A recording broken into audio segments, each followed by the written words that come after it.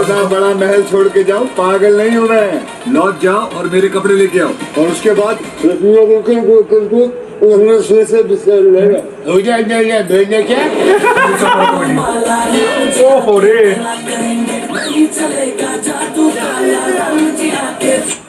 चूम लो पहले मुझे।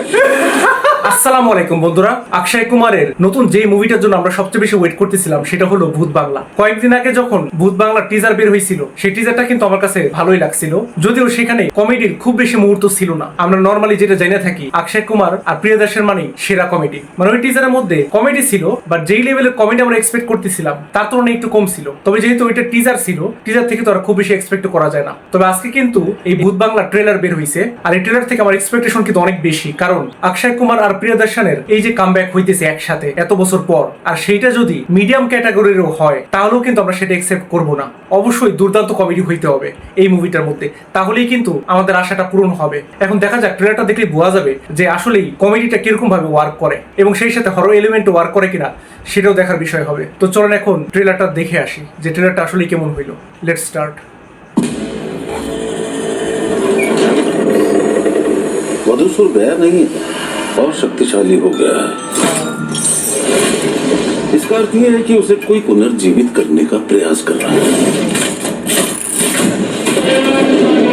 और इस फलादेश से बच निकलना नामुमकिन है। इतना बड़ा महल छोड़ के जाओ, पागल नहीं हूँ मैं।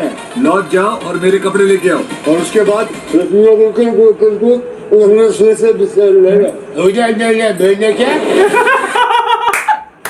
দারুণ লাগলো তো এই পার্টটুকু আমরা আবার একটু দেখি। पागल नहीं हूँ मैं। लौट जाओ और मेरे कपड़े लेके आओ, और उसके बाद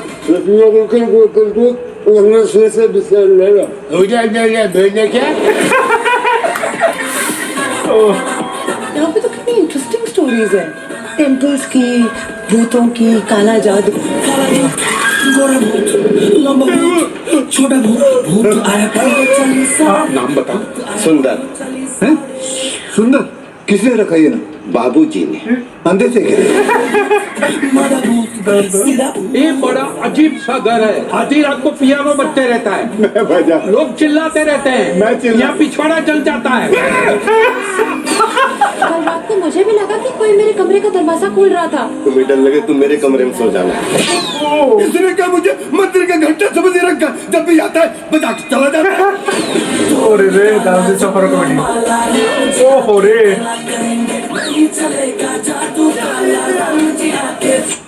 चूम लो पहले मुझे। আমি আসলে যেটা এক্সপেক্ট করতেছিলাম সেটাই কিন্তু পাইতেছি এই ট্রেলার থেকে।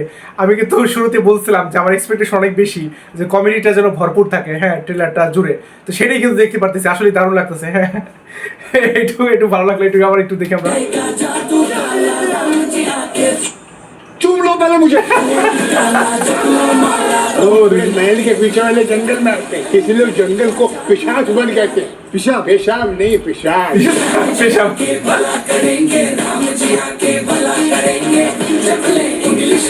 शादी यहीं करेंगे, इट इज कंफर्म। मंगलपुर में कोई शादी नहीं करता, वधूसुर आएगा चमगादड़ों की सेना के साथ, लोगों को मार देगा। ওরে রে इसलिए यहाँ कोई नहीं रुकता सिवाय भूतों के।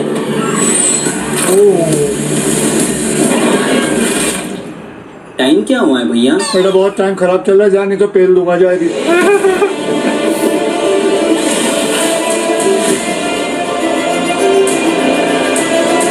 তো সেট ডিজাইন তো দুর্দান্ত করা হয়েছে।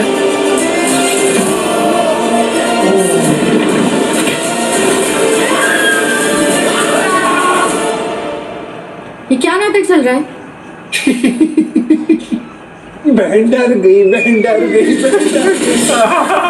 ও এই সিনেরও লাগছে না ব্যান্ডারকে।